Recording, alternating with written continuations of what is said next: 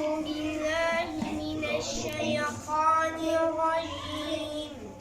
بسم الله الرحمن الرحيم.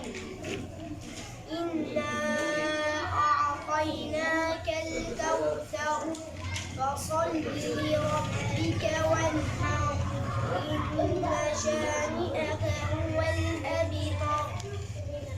بسم الله الرحمن الرحيم.